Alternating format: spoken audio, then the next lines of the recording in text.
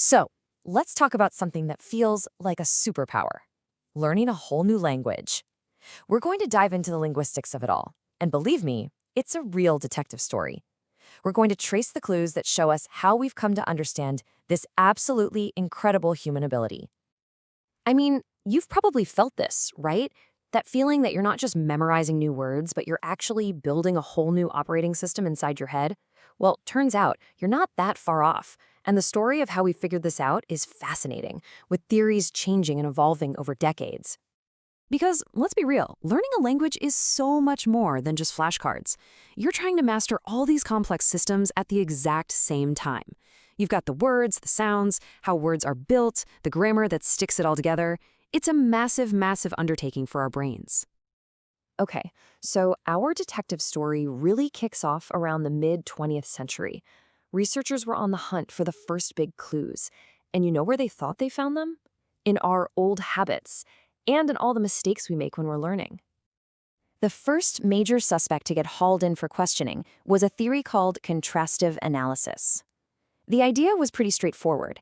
Your first language, we'll call it your L1, creates these really deep-seated habits. So when you try to learn a second language, or L2, those old habits just get in the way. From this point of view, your native language was basically the villain of the story. And this whole idea was called negative transfer, or interference.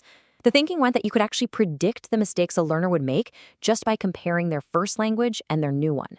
So a Spanish speaker might say modern's languages, because in Spanish, you add that S to the adjective too. It seemed super logical, case closed, right? Well, not so fast. Turns out that theory just didn't explain all of the mistakes people were making. And that's when a totally new idea came on the scene: error analysis. And what's so cool about this is the complete 180 in perspective. We went from literally blaming your first language for everything to seeing mistakes as valuable clues, as windows into what the learner was actually thinking. This quote from the linguist S. Pitt Corder just nails it. Suddenly, errors weren't failures. Nope, they were evidence of a brain hard at work, logically testing out ideas about how this new language actually works. The learner wasn't just some creature of habit. They were an active participant, a real thinker. And this massive insight that errors weren't random but systematic led to a huge breakthrough. Researchers realized that learners weren't just making a mess of things. They were actually speaking a language of their very own. They called it interlanguage. And this, right here, is the key. Interlanguage isn't just a messy mashup of your first and second languages. It's its own dynamic, creative, and totally logical system. You can think of it like a bridge that you're building, one plank at a time, from the shore of your native tongue to the shore of the language you're trying to learn. And you can see that idea perfectly right here. The learner is always moving along this bridge. Their own personal language system, their interlanguage, is constantly changing and growing as they get more experience. It's a journey, not just a state of being wrong. But here's a twist. Sometimes that bridge building just stops. This is a phenomenon called fossilization. It's when learners' progress stalls out, and some of those not quite right forms become permanent, no matter how much they practice. It just showed that this whole process was even more complex than we first thought. The discovery of interlanguage really made it clear that something incredibly creative was happening inside the learner's head.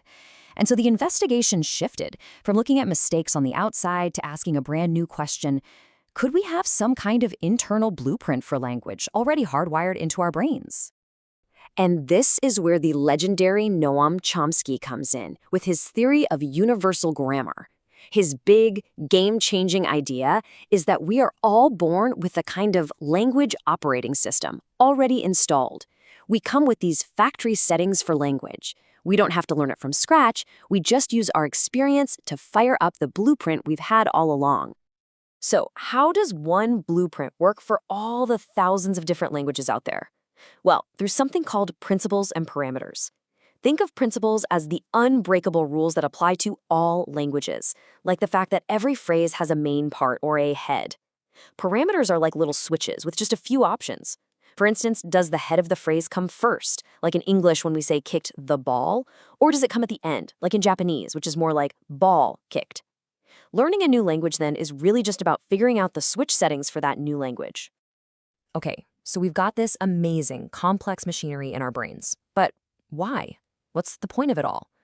The next wave of theories, known as functionalism, kind of zoomed out from the brain's wiring to look at the whole purpose of language, which is, to communicate and get stuff done. This whole approach really shows how the need to be understood is what drives learning. You can see it here in this progression. A beginner might just say, I play soccer, and you figure out from the conversation they mean yesterday. Then they get a little better and add a word, yesterday I play soccer. And finally, they master the grammar itself. I played soccer. The grammar gets more complex because their need to be precise grows. All right, so let's recap. We have followed the clues all the way from old habits and simple errors to interlanguage, universal grammar, and now functionalism. After this whole journey, what does it all tell us about the person at the center of it all, the language learner? This table really sums up our entire detective story perfectly. The investigation has totally transformed how we see the learner.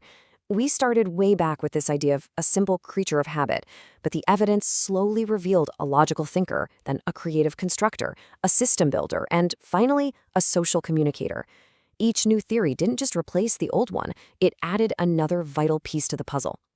So if there's one thing you take away from all this, it should be this. The language learner is not a mistake maker. They aren't a broken version of a native speaker. They are an active, creative builder constructing an entirely new linguistic world inside their own mind, using every tool they've got. And that, of course, leaves us with a really big question to think about.